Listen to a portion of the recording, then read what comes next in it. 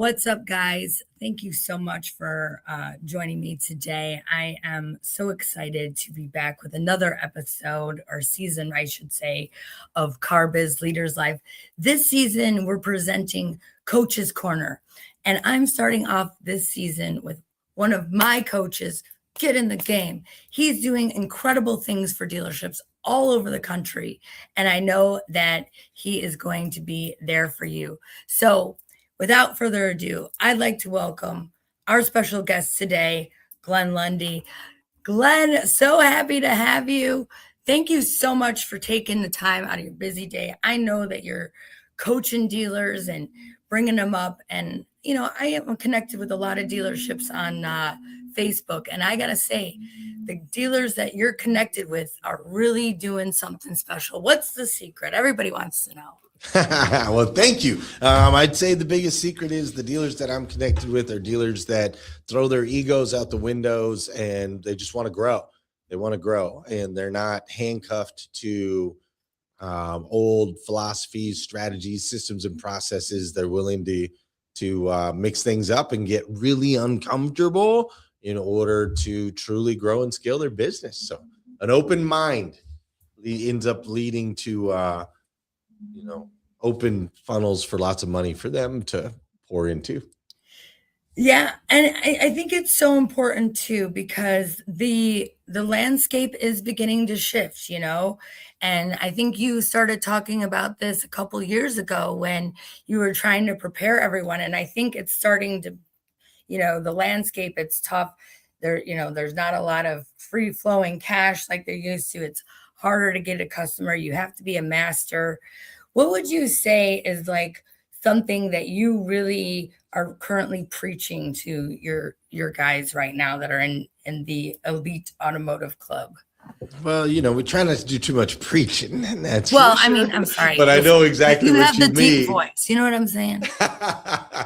Yeah, for sure. Biggest conversation really that we have to have with dealers all across the country right now is, inventory drives everything. Inventory is going to drive your leads. Inventory is going to determine, your systems and processes that you put in place in your dealership. Inventory is going to ultimately determine who wants to work at your organization and who doesn't. So inventory is a huge piece, and a lot of people, and we're talking new and used, right? Mm-hmm.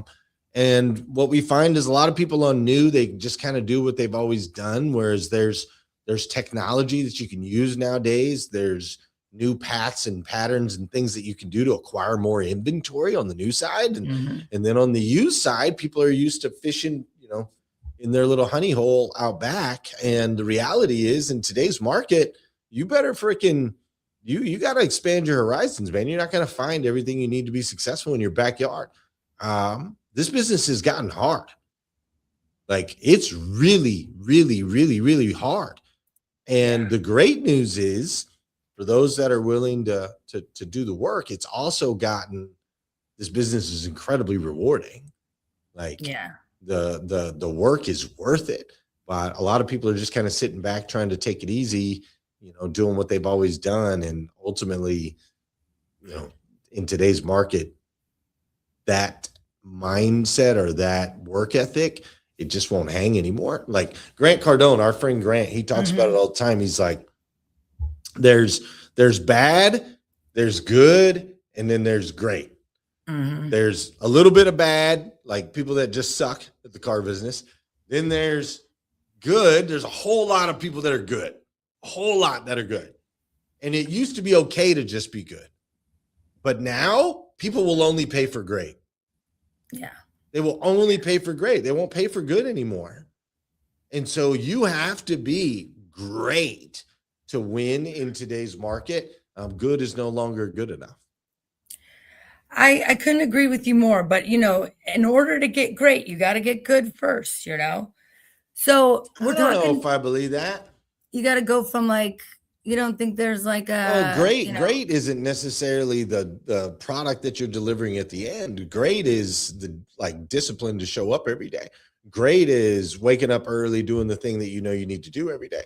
Great is making the 50 phone calls, even if you suck at making calls. Being great is making the 50 phone calls. Ultimately, you'll get better at how you Yeah. do them. But greatness, Kobe Bryant talks about it when he was 12 years old. He was not the best basketball player on the court. But what made him great is his willingness to freaking do the work to become the best basketball player on the court. So, it's not necessarily a linear path. It's you can be great in your daily activity, like even before you're great at whatever it is you're learning to be great at, if that makes sense. Yeah, absolutely. And by Yeah. the way, I love Kobe. He hangs on my wall in my office. Yeah, that's my You know, dog.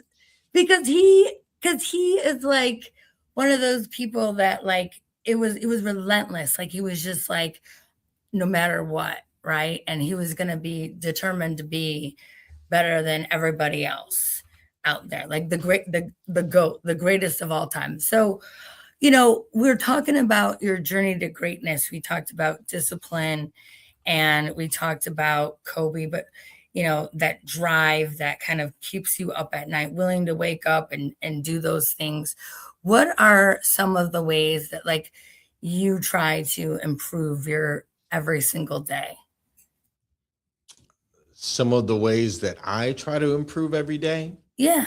Yeah. So I try to, like, I give myself challenges basically like every 90 days, right? Yeah.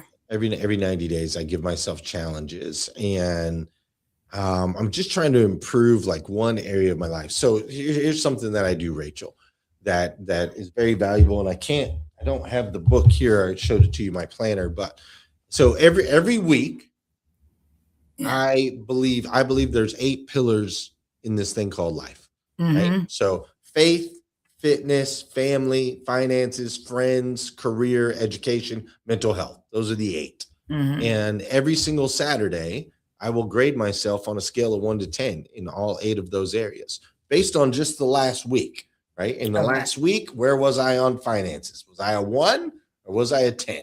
In the last week, when it came to fitness, was I a 1 or was I a 10? Each family member, I write down their name and I give a number next to them. Like my relationship with my wife in the last week, was it a 1 or was it a Mm-hmm. 10? My relationship with my kid, was it a 1 or a 10, right? Or anywhere in between. And Mm-hmm. so I grade myself every week. And then basically when I look at that, just like any other KPI, I'm like, bro, we got to get a little bit better in this relationship with, child number 7, because I have a lot. Or is that your son? yeah, right. Or it's like I gotta have, we gotta be a little bit better with our money. Like we blew some Yeah. money this week. We made some bad decisions, right? Like whatever it is. And so I'm analyzing that every single week, but then Mm-hmm. I'm setting myself up for these bigger challenges so that I can, like, if I notice a trend, then I'm like, okay, we got to buck that trend. So maybe fitness is coming in at a 6 every week. Mm-hmm. For a while, I'm like, all right, we got to do something. Like we got to create some sort of fitness challenge or something. So like right now, at the beginning of this year, I did no alcohol for a year. Not because That's I drink a awesome. lot. I don't Yeah. even drink a lot, but I just wanted to like remind my mind and body that I'm the one in control here. And Yeah. I can choose to do whatever the heck I want. So if I don't want to drink for a year, I'm not going to drink for a year. So I did that at the beginning of the year. I did a fitness challenge where I signed up for a High Rocks event in New York City. So I did High Rocks June 2nd, worked out every day for the first 5 months of the year. And then I did no sugar for 35 straight days right before the competition. Oh my God. I made it 2 hours without sugar. Yeah, I did 35 days. It was super I hard. tried to do it one time, 2 hours. That's all I lasted. But, It's just amazing. measuring these areas that matter in my life. Yeah. And then if I see a pattern, then it's like, okay, let's attack that. And I know that anything we want to change, studies have shown it takes 67 days before something becomes easier to do than to not do. Yeah. And so if I'm going to attack anything, I know I've got to give it at least like 90 days to make it stick.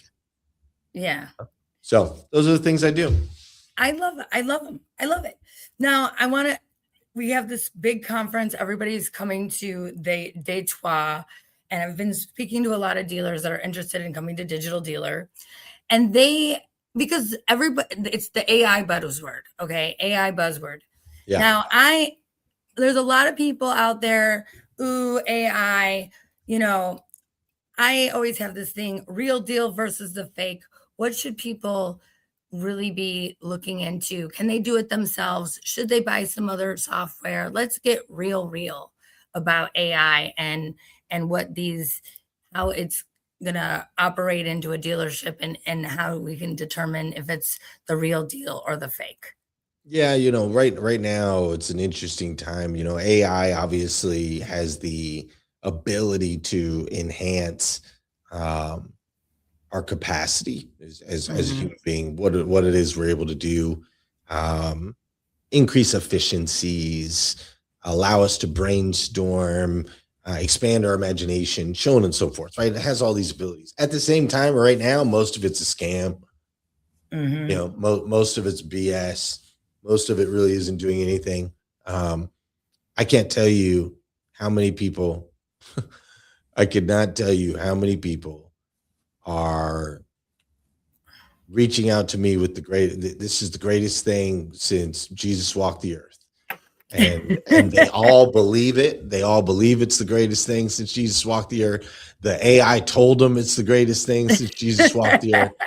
They're abandoning their families, they're abandoning their jobs, they're abandoning everything in their lives because this is it. This is the thing. And I get these messages every day from somebody, multiple on different days, because people, it's the greatest thing ever. You should invest in it. It's the greatest thing ever. And you should tell your dealers about it. It's the greatest thing ever. And you should whatever. And I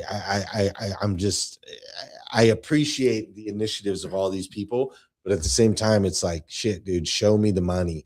Show me the money. Like if you call me and you're like, dude, I just made $1 billion on this thing. Like, this thing's legit. It's the real deal. You should get involved. I'll jump right in. Like, you already made a bill? I'm in. Wait, can I see the check first? Can I see the check first? Yeah, you're calling me asking me for money, and then it's gonna be the greatest thing ever. It's like, bro, like, get off the couch, go get a shave, put a suit on, get your ass a job, and figure it out. So there's just a lot of scams out there.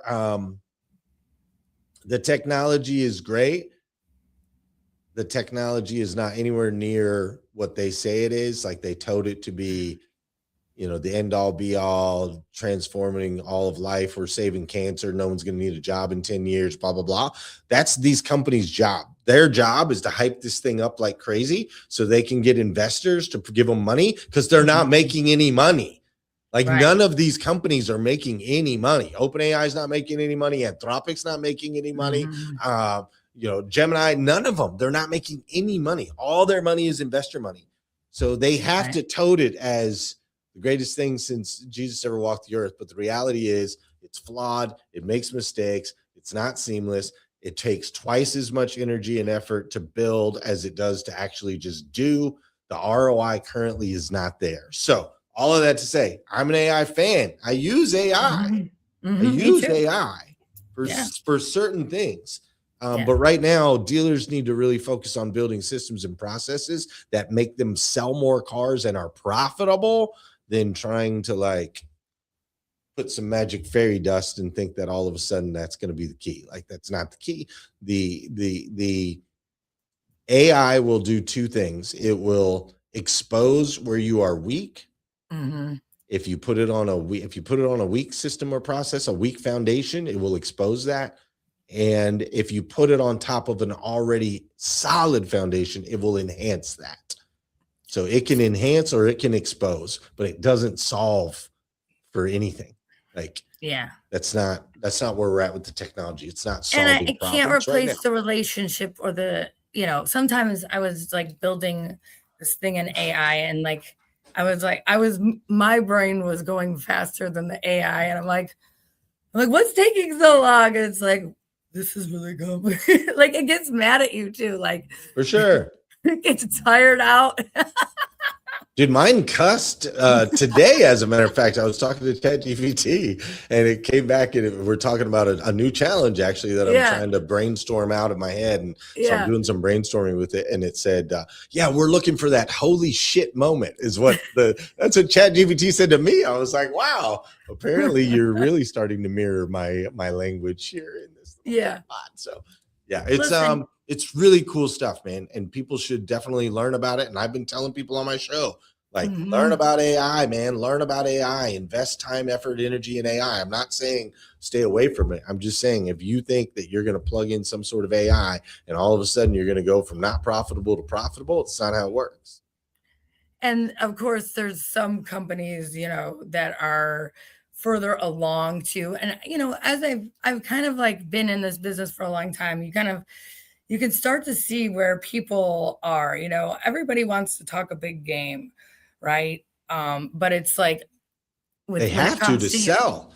But you gotta show me the money, right? Or you say, okay, let me give it a shot. And what you want to do with the technology, like I wanted to make mine funny. Like if we're gonna do it, like let's make it hilarious. And then you can't program a sense of humor. It doesn't quite get it. Inflection. Yeah.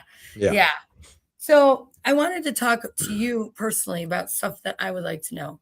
Because I think it's where we're going. The community. Okay. You built a beautiful community. Yeah. And I think, people want to be a part of it, and they understand, like they understand, what you're building. Tell me about how you began that community, how you've kind of been growing it organically. Because I know that you do some things too, but I know a lot of it is organic, which means it's the real deal, ladies and gentlemen. Well, I appreciate that. And organic is the way, right? And when you do things at a great level, people will share it, man. They'll talk about it. They'll tell each other. I built a community that didn't currently exist in the automotive space. There's a book that I read called Blue Ocean Strategy. Yeah. And it's not a fun read in any way, shape, or form. There's nothing fun about it. Like, it is a horrible read. But I think I have that book, actually. I've never read it. It's a horrible read, but the principles and concepts in it are legit. They're real. Like, it's like it was written by an engineer or something, right? And we all know how fun it is to have conversations with the engineers. We love to all the engineers out there. I'm sorry. We love them. Boring. We need them. Like, we need them in our lives, but they are not known for being the most charismatic and super fun. So the book is not that, but the book talks about, there's a red ocean, which is, everybody knows this works. So there's all these sharks, there's blood in the water, right? And there's all the sharks over there. And then there's blue ocean, which is over here. Good example is, Buc-ee's.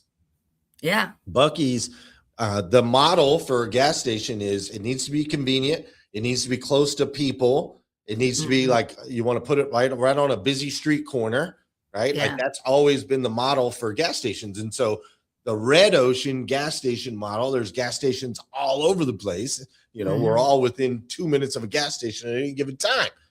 Buc-ee's was like, oh, well, let's go blue ocean. Let's go 30 miles out of town. There's no traffic, way off the interstate. Let's not be convenient at all, but let's turn it into a freaking Disneyland, and we'll start throwing billboards up 300 miles away to freaking let people know, like, hey, we're 6 hours from you. You should stop by, right? That's a blue ocean, and it's worked massively, right? The company's made billions of dollars, and they have a clothing line, and people talk about it, and they share about it, and it's this big thing. It's a big monumental thing. So that's a blue ocean strategy. And so what I wanted to do in automotive is, everybody was selling sales training. Everybody was selling F&I training. Everybody was selling stuff for sales managers, and everybody was keeping things super siloed, right? Like, because for some reason they I guess just thought that automotive people don't want to share, it's cutthroat or whatever. So everybody built these silos, and they focused on salespeople and that type of thing. And I was like, no, if we really want to get results in the dealership, it's the owners and the GMs that need support first. Yeah. Then we can work with everybody else. But owners and GMs need support first, and they don't need support siloed. They need to learn from somebody like me who's operated the second largest, grew a store 800%, became the second largest in the United States of America. They need to learn from me, but then they also need to learn from my buddy Paul too, who's got 14 stores. He's bought 7 stores in the last 2 years. He's got skill sets I don't have. And then they also need to learn from Leslie, who's at a BMW store in Mississippi, and she's crushing it, and she's grown that store, 400% or something like that at a BMW store, which is high end. I don't have any experience with BMW. I've got experience as a Chevy guy. So, and they need to be around people that have sold cars in the North and in the South and in the East and in the West and in small towns and big cities and metros and so on and so forth. Right. Like, that's so much more powerful than just learning from me. Like, I only have a tiny sliver of wisdom. And so that's how I built it. I'm like, man, let's bring owners and general managers together from all different makes and models and all different shapes and sizes. Let's bring them together, and let's do it every single week instead of making them travel somewhere for a 20 group meeting. And that's the only time we're ever going to talk. Like, let's jump on calls every single week. We'll still meet in person 3 times a year, but let's jump on calls and be fully engaged in each other. It's like a life group almost, fully engaged. And so that's what I created. And here we are in 7 years now. And it just keeps getting bigger and better. And the dealers that are in my group, like you said, they're ones that are growth minded, and golly, it's been incredible. So we're the only people that I know in all of the auto industry that do what we do. Obviously, NADA has 20 groups and so on and so forth. Yeah. But what we've built is a community of owners and general managers that are looking to grow and scale. We meet every single week, share best practices, ideas, and strategies. We network with one another. We learn from one another. We hold each other accountable, and it works. And, I've been to some of those events too. And, I think what I love about it is that you push people like way outside of their comfort zone. So I want to share with you a quick story. I think the audience will appreciate it too. I smoked cigarettes for 28 years. Okay. Yeah. And it was starting to like impede on my life. Right. I know, I loved it, whatever. So Glenn has us climbing up this mountain in 100 degrees in Phoenix, Arizona. And I'm climbing and I'm huffing and I'm puffing. And then he did it again when we were in Kentucky, and I was like literally the last up. I was like, that's it. Now, everybody else is like, let's get to the top. I'm like, I don't know. I'm like huffing and puffing. After that, I quit smoking cigarettes. Nice. Congratulations. So, thank you. It's been 2 years now. I mean, I still have like nicotine. Don't get me wrong, people, give yourself a little bit of break, but it no longer takes me out of the room anymore. Right. It used to take me out of the room. It used to pull me downstairs. It used to pull me outside. And so people would look at me and be, it's becoming so taboo lately. Yeah, people would look at me. Oh, you still smoke? Yeah. So I want to thank you for that. But again, pushing yourself out of your comfort zone, like inspiring the change, and then of course you got these amazing people in your network too, some of the top dealers in the company. And not only that, but you bring, the Ed Milet and the Grant Cardone and just so many, so many people really are just, and like really go all in. And I think that's, that was one of the things that really inspired me too, is also, how I came to you 7 years ago was through Fred and Lou. I was like, Fred, you guys are doing great. What's the secret? And they're like, Glenn Lundy's been helping us. So I think that it's so important and of what you're doing, and people need it, especially right now. There's a lot of businesses struggling right now. The market, and I think the bigger you get, everybody's going to take a step back, right? Everybody's taking a step back. But I think the bigger you get, the bigger that step back is. And it's hard to, you're like, oh, hold on, brace yourself, right? So Yeah, for sure.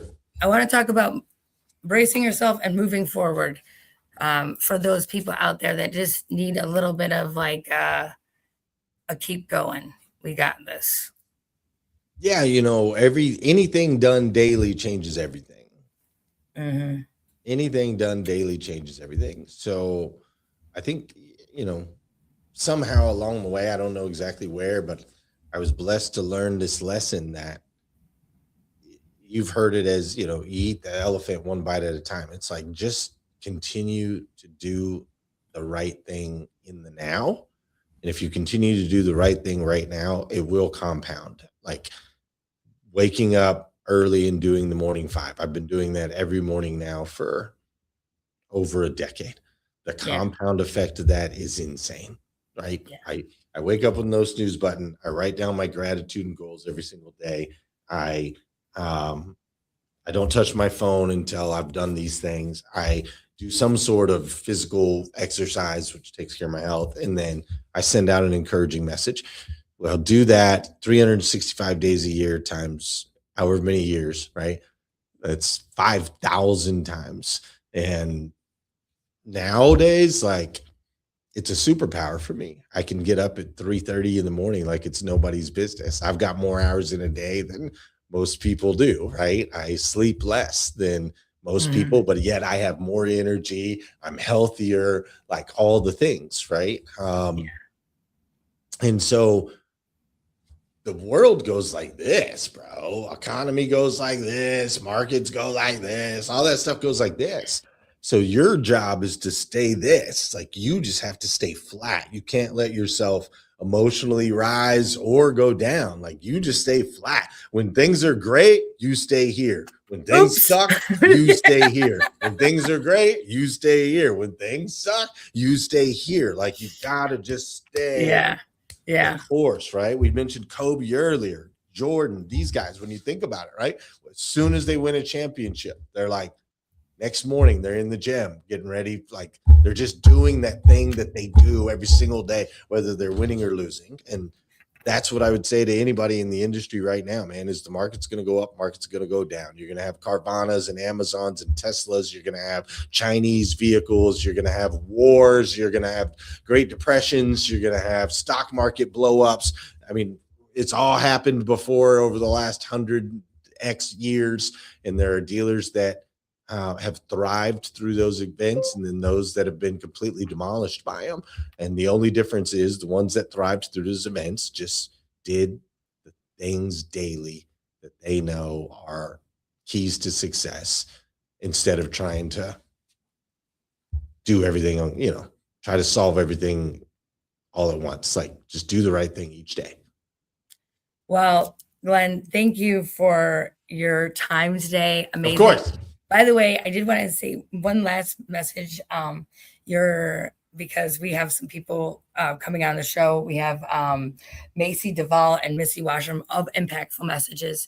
You never know when that impactful message, that message of hope, could save somebody's life. If you have no idea what people are going through. It's saved mine. It's saved my son's.